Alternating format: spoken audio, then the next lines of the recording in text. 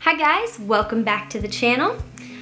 Today's video is going to be kind of a sequel to my 5 books every Christian teen should read video.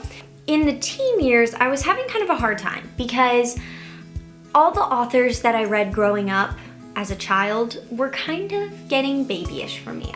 I was getting bored. And so I was trying to find new fiction. It's really hard to find clean, interesting Christian fiction. So I didn't really know what to do. Recently though, I have discovered biographies are great. If you find good ones, because that's the thing. If they're fun, if they're thrilling and engaging and page turners, but they also have the depth that fiction books don't have. They are real stories. So you can apply the principles of the characters. I think this is true in fiction too, but more so in biographies because these people actually lived and some of them are still alive, and so it's easier to see, oh, well, they did it. I can do something like that. Or, you know, in a lot of these books that I'm gonna recommend, God told them to do this. What is God telling me to do? So with that said, I will give you some recommendations. I'm also gonna give a quick disclaimer, same disclaimer as last time. Number 1 book you should all read is the Bible. Second disclaimer, of course, in every book you might find things that you don't particularly agree with or you think that the person has wrong opinions of. That's fine. I did a couple of them. I was like, I don't know, that's not quite right, but you can recognize when things aren't quite right.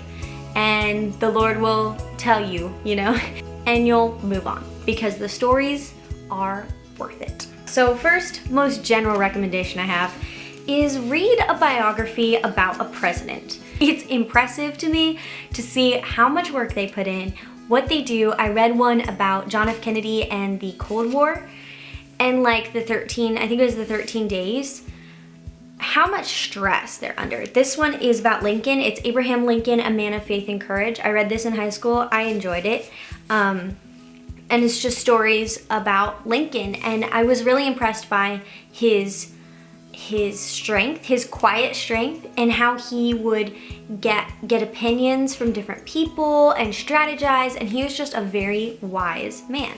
My next book is going to be The Hiding Place by Corrie ten Boom and John and Elizabeth Sherrill. So John and Elizabeth Sherrill are like my now favorite biography authors because I kind of just realized that all of the books that I'm about to recommend to you are by whoever the biography is about and by John and Elizabeth Sherrill, but they're great. Corrie ten Boom is who The Hiding Place is about, and she's a middle-aged watchmaker in Poland during World War II. So she becomes part of the resistance. She starts hiding Jews and smuggling Jews, and she ends up going to a concentration camp. And through everything, the thing that stood out to me the most in this book is selflessness. I was just very, very impressed with her selflessness, with her strength, with their trust in the Lord. It's just amazing. Like, wow. Another one, like I said, these are all John and Elizabeth Sherrill, so great. This one's really good too. The Happiest People on Earth by Demis Shakarian, about Demis Shakarian.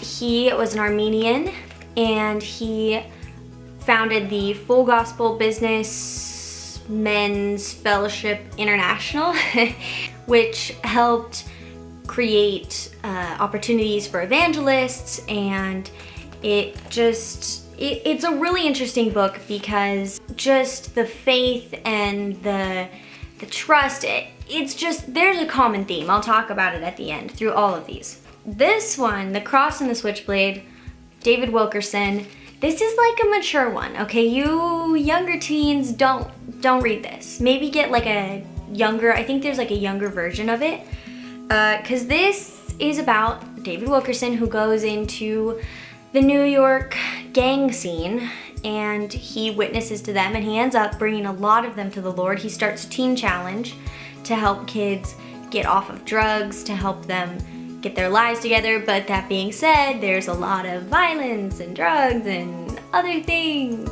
that are, you know, not for young audiences. But it's an amazing story, just amazing. I cried, okay? It was good.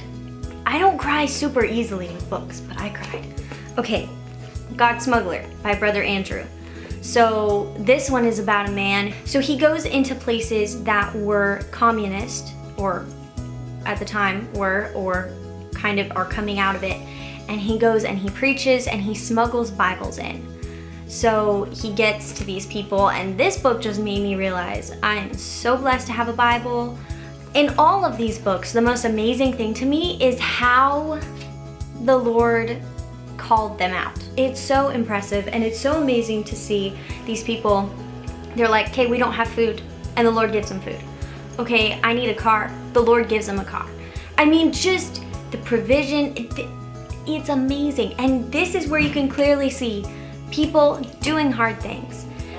So those are some to get you started. Like I said, John and Elizabeth Sherrill are awesome. In all of these, pretty much all of these, especially God Smuggler, I was just like, what's gonna happen? What are they doing? What's gonna happen? And so it gave me the thrill of that fiction does, but it had the depth and the thoughtfulness. And it made me really think about life. So it's awesome. Read them, they're great. And find your own biographies. I am open, I wanna read more. So I just hope that you take the time, read some biographies, and really prayerfully consider the topics and the things that they bring up. So I will see you guys next week, and there's nothing else to say, so goodbye.